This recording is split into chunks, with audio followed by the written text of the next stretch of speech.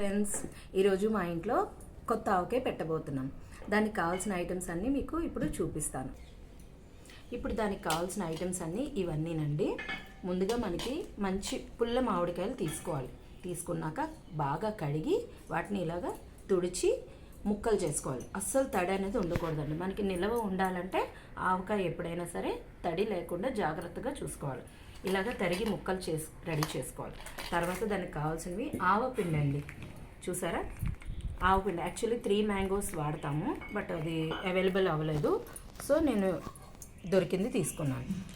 కారం 3 mangoes వాడతామండి. 3 mangoes అయితే మంచి కలర్ వస్తుంది, కారం కూడా మనకి బాగుంటుంది.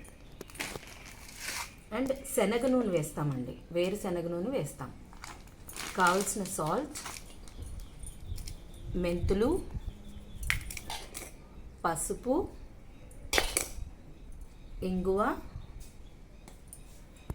కొద్దిగా బెల్లం, అంటే కారంని ఉప్పుని అన్నిటినీ సెటరేట్ చేస్తుంది బెల్లాన్ని. ఇప్పుడు ముందుగా మనం అన్ని పౌడర్స్ని కలుపుకోవాలి విడిగా. ఇప్పుడు మన ఆవు పిండిని ఇలాగా కొలుచుకొని వేసుకోవాలండి. అలాగా నేను 15 కాయలు తీసుకున్నానండి. దానికి 1 కేజీ ఆవు పిండి వేసుకుంటున్నాను.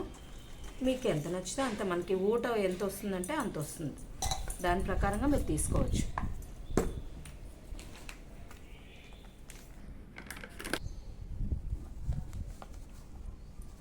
ఇప్పుడు ఆవగుండ మనం 4 గ్లాసులు వేసుకున్నాం కదండి, ఇది 3 గ్లాసులు వేసుకోవాలి కారం.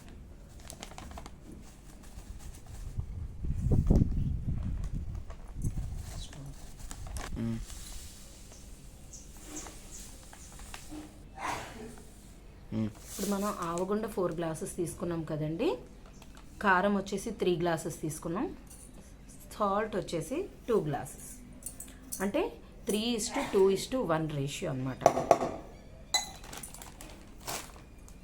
ఇలా వేసుకున్నాక మొత్తం 3 ఈక్వల్గా కలుపుకోవాలి.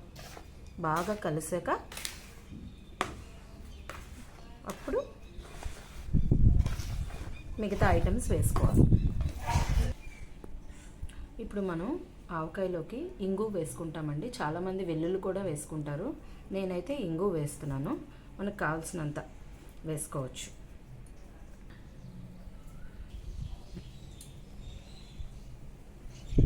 ఏ ఐటెంకైనా మనం ముందు పసుపుతో ఇంపార్టెంట్ కదండి, పసుపు కూడా వేసుకుంటాం. దీనికి కూడా సరిపడినంత పసుపు. ఇప్పుడు ఈ ఐటమ్స్ అన్నిటినీ బాగా కలిపేసుకోవాలి, అన్నీ సమానంగా కలిసిపోవాలి. ఇప్పుడు మనం తరిగి పెట్టుకున్న ముక్కల్ని ఇలాగా ఈ పౌడర్లో వేసుకోవాలండి. కొంచెం కొంచెంగా వేసుకుంటూ కలుపుకోవాలి.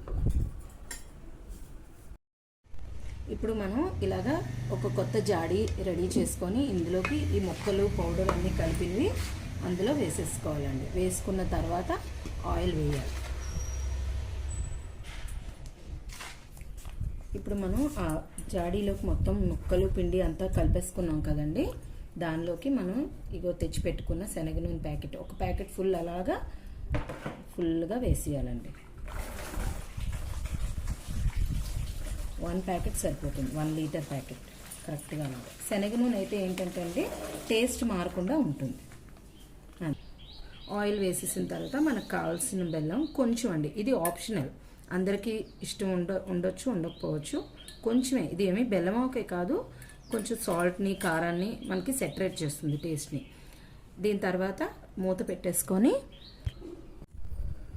ఇలా మనం రెడీ చేసుకున్న ఆవకాయని 3 రోజుల పాటు కలుపుకుంటూ చేసుకోవాలి. 3వ రోజుని మనం తీసి స్టార్ట్ చేయొచ్చు తినడం. అంతే, కొత్త ఆవకాయ రెడీ.